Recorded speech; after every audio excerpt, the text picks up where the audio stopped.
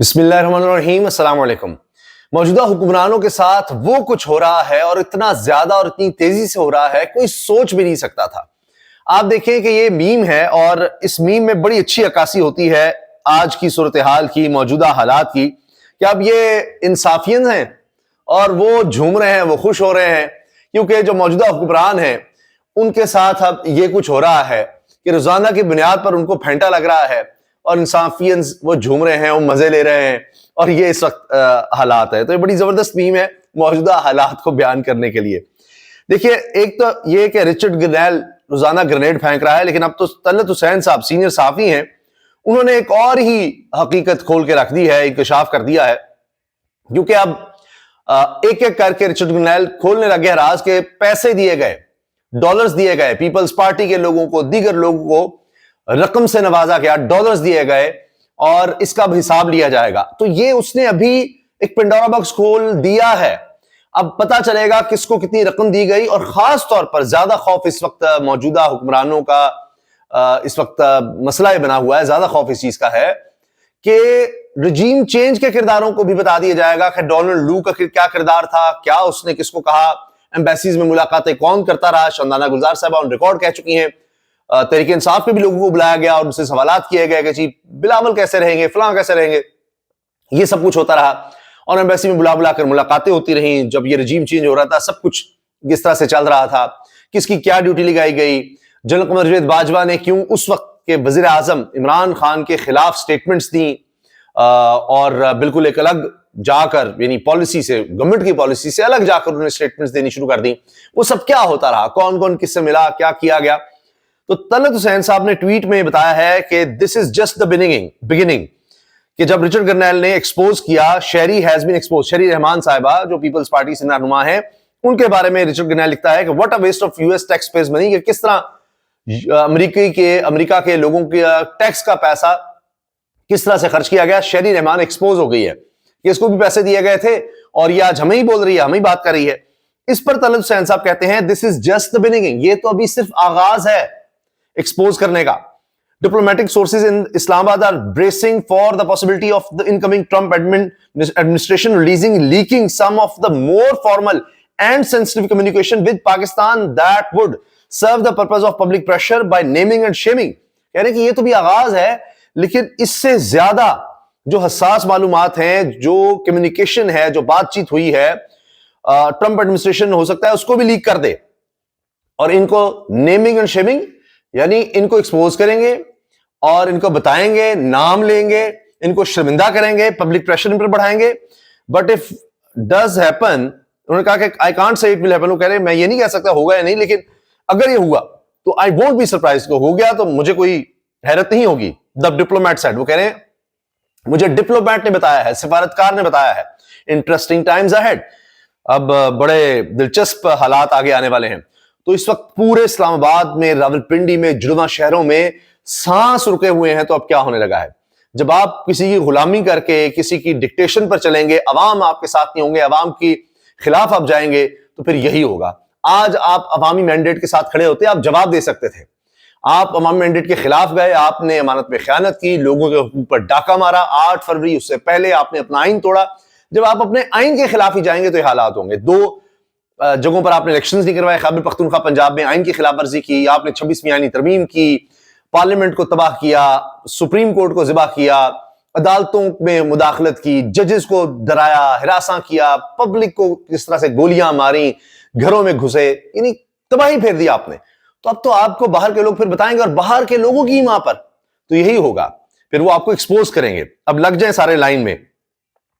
حال تو یہ ہے کہ رچرڈ کوئی دن نہیں جانے دے رہا۔ میں صرف آج کی اس کی ٹویٹس آپ کے سامنے رکھ دوں تو آپ کو صورتحال واضح ہو جائے گی۔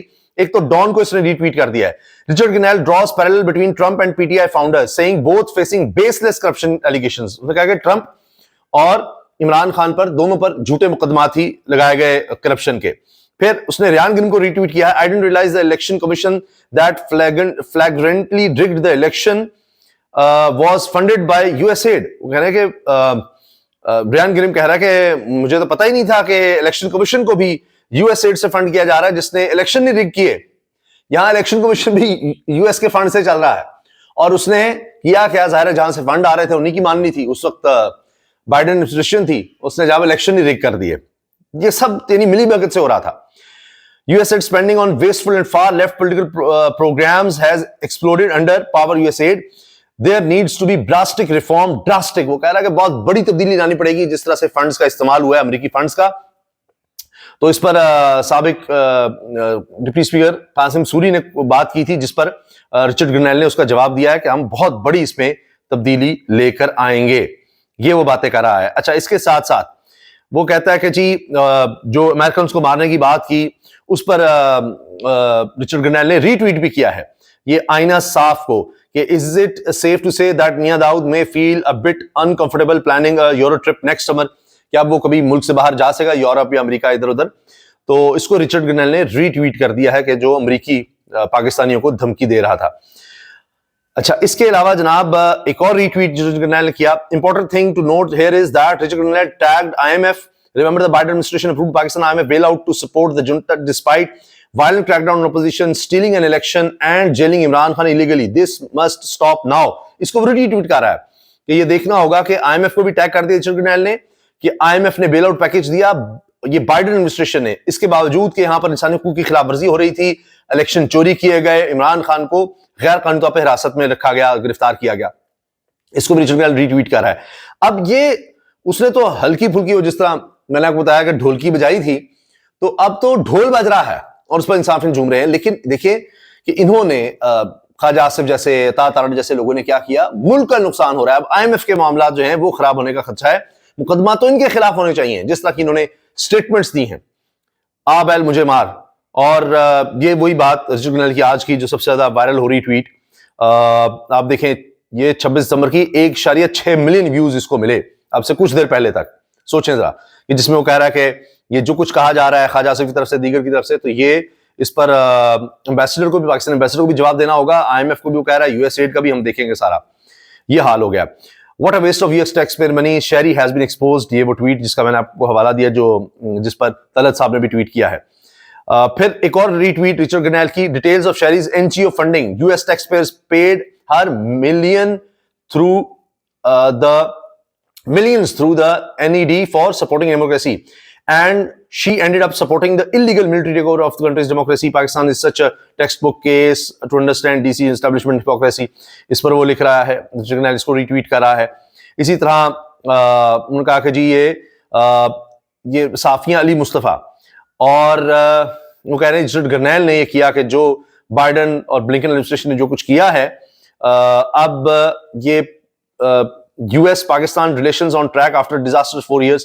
کہہ رہے کہ امریکن ڈپلومیٹ ہی اب یہ جو ریلیشنز ہے پاک امریکہ تعلقات, اس کو لے کر جائے گا بیلنس کی طرف, بہتری کی طرف, یعنی جو عوام ہیں ان کے تعلقات کی طرف لے کر جائے گا. کیونکہ پہلے تو انہوں نے صرف آپ دیکھیے وہ تعلقات اشرافیہ سے رکھ کر, طاقتوروں سے رکھ کر اور چیزوں کو چلایا. اس کے علاوہ اب کہا جا رہا ہے کہ پاکستان کے جو امبیسڈر ہیں اور یہ پوری حکومت یہ سختی میں آنے لگی ہے, ان کی چھٹی ہے. پھر برطانیہ سے زیک گولڈ سمتھ نے بھی خواجہ آصف کو جواب دیا ہے کہ جی میرا تو کوئی عمران خان سے نہ فنڈنگ کا کبھی تعلق رہا, کچھ اس طرح کا پالیٹکس کا تعلق نہیں ہے.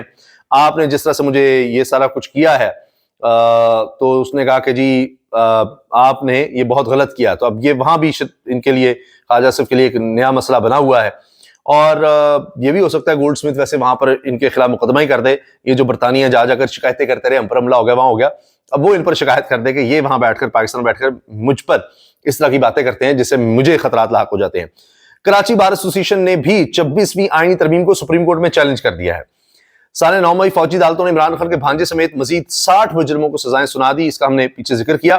ہاں یہ دیکھیں خبر, عمران خان نے اپنے اوپر قاتلانہ حملہ اور ناروا سلوک پر عام معافی کا اعلان کر دیا ہے. اب حال یہ ہے کہ جب یہ باتیں ہو رہی تھی, صاحبزادہ حامد رضا تھے, اسد قیصر, عمر ایوب تھے, اور سلمان راجہ تھے, علامہ راجہ ناصر عباس تھے, پیچھے فیصل چودھری بھی کھڑے تھے. یہ سلمان راجہ فیصل چودھری جو ہیں دونوں کھڑے تھے. ان کی تھوڑا کوئی بحث یا چپکلش بھی ہو گئی تھی, تو آپ دونوں اکٹھے کھڑے ہیں پیچھے. تو یہ جب پریس کانفرنس دکھائی جا رہی تھی, عطا تارڑ وزیر اطلاعات و نشریات وہ بھی ایک بیان جاری کر رہے تھے. ان کی بھی کوئی پریس کانفرنس ہوتی نہیں, بس وہ ایک جگہ جا کر بیٹھ کر ویڈیو پیغام جاری کر دیتے ہیں. تمام چینلز ہمیشہ ان کو دکھاتے تھے. اب میں آپ کو آگے دکھاتا ہوں. ان کو دکھایا ضرور جا رہا تھا, ان کی آواز بند تھی, आवाज इन लोगों की चल रही थी। पाकिस्तान के लिए, पाकिस्तान की बका के लिए मैं अपने पर होने वाले कातिलाना हमले, मैं अपने साथ रवा रखे जाने वाले हर सलूक को माफ करने के लिए पाकिस्तान के लिए तैयार हूं। और चौथी चीज, ये इमरान खान ने कहा है कि मैं सबको माफ करने के लिए तैयार हूं, जो मेरे साथ जुल्म हुआ, कातिलाना हमला हुआ, उस सबको पाकिस्तान की खातिर। अच्छा, इसके अलावा इमरान खान ने कहा है मुझे पैगाम मिला है कि हमसे डील करें, हम आपकी पार्टी को सियासी स्पेस देंगे, लेकिन आपको हाउस अरेस्ट करके बनी गाला में मुंतकिल कर देंगे। मैंने जवाब दिया कि पहले बाकी तमाम सियासी कैदियों को रिहा करो, मैं जेल में रह लूंगा, लेकिन कोई डील कबूल नहीं करूंगा। हाउस अरेस्ट या खैबर पख्तूनख्वा की किसी जेल में नहीं जाऊंगा। इमरान खान का यह पैगाम है, पूरा पैगाम भी मैं आपको पढ़कर सुना दूंगा। इमरान खान मजालिम भुलाकर सबको माफ करने के लिए तैयार। मुज़ाकराती कमेटी ने इस बात का ऐलान किया है और ये है वो मनाजिर। और आखिरी बात इमरान खान साहब की रहा है, ये देखिए, ये अता तारड़ इनको सिर्फ दिखाया जा रहा है, क्योंकि इश्तिहार भी तो लेने होते हैं, सारा कुछ है। सुनवा नहीं रहे, इनकी बात की कोई अहमियत ही नहीं है, फारिग है जी।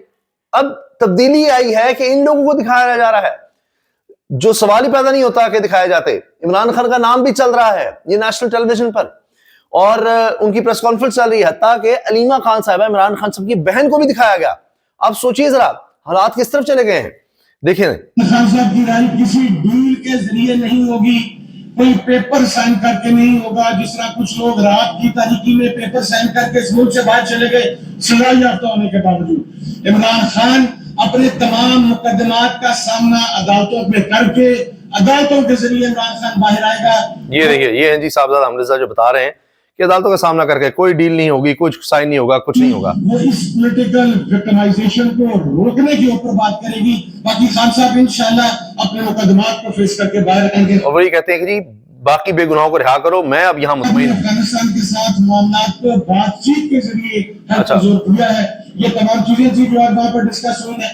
अच्छा जी, ये मुज़ाकराती कमेटी से मुलाकात के बाद जो कुछ हुआ है उस पर इन्होंने लोगों को आगाह किया है। अब आ जाइए इमरान खान के पैगाम पर। ये बस आखिर में मैं आपके सामने सारा पढ़ देता हूं। साबिक़ वज़ीर-ए-आज़म इमरान खान की डेला जेल में वकला और साफ़ियों से गुफ्तगू। 2025 हकीकी आज़ादी का साल है इंशाअल्लाह। 2024 पाकिस्तान के लिए एक मुश्किल साल था। ज़ाहिर है आज़ादी मुश्किल से ही मिलती है।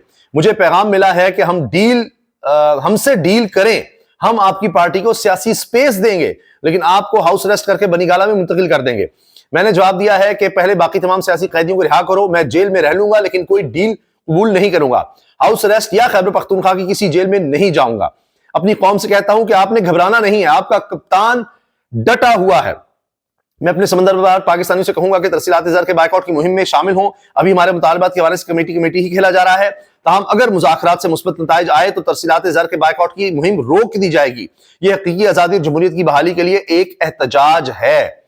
अच्छा, इसके साथ अगर कानून की हुक्मरानी होती तो मुल्क में सरमायाकारी आती और मईशत संभल जाती, मगर इस पर कोई तवज्जो नहीं दी गई। सरमायादार अपना सरमाया निकाल रहे हैं और कारखाने बंद हो रहे हैं।